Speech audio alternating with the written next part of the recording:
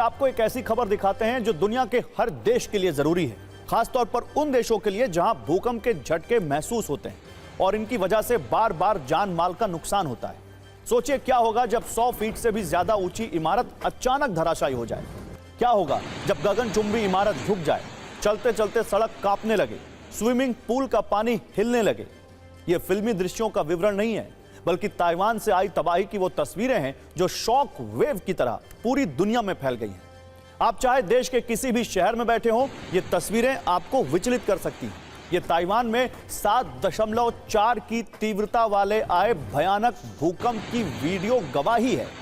इस भूकंप में 9 लोगों की मौत हो चुकी है और बताया जा रहा है कि पिछले 25 वर्षों में आया ये अब तक का सबसे ताकतवर भूकंप है। भूकंप के झटकों के बाद 87,000 घरों की बिजली गुल हो गई। ताइवान में आए भूकंप की वजह से सबसे ज्यादा तबाही हुएलिन नाम के शहर में हुई, जहां भूकंप का केंद्र भी था। ताइवान में भूकंप के कई वीडियो वायरल हो रहे हैं।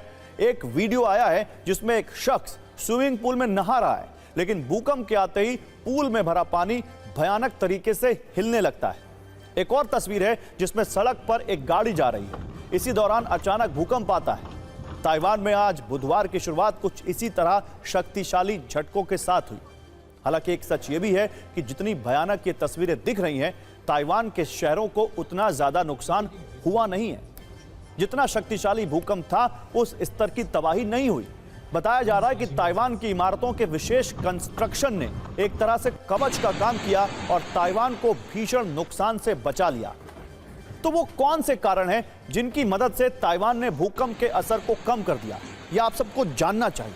और भूकंप के झटकों के बाद ताइवान के अलावा जापान और फिलीपींस में भी सुनामी का अलर्ट जारी कर दिया गया है।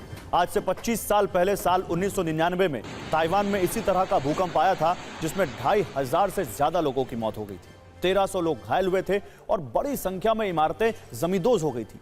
लेकिन इस बार आंकड़े इतने ज्यादा डरावने नहीं हैं।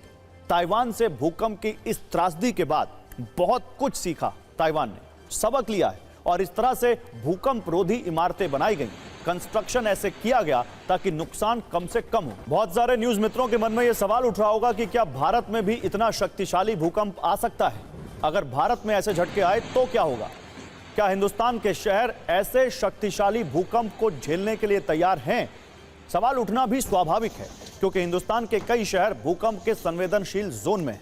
ऐसे सवालों को लेकर हमने डिजास्टर मैनेजमेंट एक्सपर्ट से बात की। उन्होंने बताया कि भूकंप की तीव्रता और इस चिंता की गंभीरता को समझते हुए पिछले कुछ सालों में काफी कुछ किया गया है। नई इमारतें इसी तरह से बनाई जा रही हैं जो शक्तिशाली भूकंप को झेल सके। ऐसे कंस्ट्रक्शन पर जोर दिया जा रहा है जो भूकंप के समय कवच की तरह काम करे। हालांकि ये शुरुआत है। भूकंप के रिस्क वाले भारत के हिस्सों को तकनीकी रूप से सक्षम बनाना एक बड़ा प्रोजेक्ट है जो धीरे धीरे पूरा होगा। और इस खबर में नजरिया 9 ताइवान की व्यवस्थाओं पर केंद्रित है। समझने और सीखने वाली बात यह है कि ताइवान में इमारतों की नींव बेहद शक्तिशाली भूकंप को सहने के हिसाब से डिजाइन की जाती है और इमारतों की संरचना लचीली बनाई जाती है ताकि वे भूकंप के झटकों के साथ झुक सकें और टूटने से बच सकें। इमारतों में भूकंप रोधी उपकरण स्थापित किए जाते हैं, जैसे कि भूकंप रोधी दीवारें, भूकंप रोधी स्पॉन्ज और भूकंप रोधी बीम। इनसे भूकंप की विनाशक ऊर्जा को सोखने और नुकसान को कम करने की क्षमता मिलती है। दुनिया की सबसे ऊंची इमारतों में से एक ताइपे 101 को वहां के भूकंप रोधी मानकों के अनुसार बनाया गया है। ताइवान की हाई स्पीड रेल भूकंप रोधी तकनीक से लैस है और भूकंप आने पर लोगों को सुरक्षित रखने के लिए यह अपने आप बंद हो जाती है। रेल यातायात रुक जाता है। ताइवान के सभी स्कूलों को भूकंप रोधी मानकों के अनुसार बनाया गया है और उनमें भूकंप रोधी उपकरण होना आवश्यक है। वैसे स्कूल ही नहीं, वहां सभी इमारतों को भूकंप रोधी डिजाइन और निर्माण मानकों का पालन करना होता है और भूकंप रोधी उपकरणों की नियमित रूप से जांच और रखरखाव की व्यवस्था भी हमेशा एक्टिव रहती है।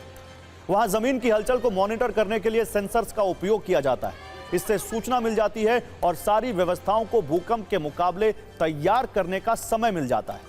यही वजह है कि भयानक भूकंप आने के बाद भी जान माल का उतना नुकसान नहीं हुआ।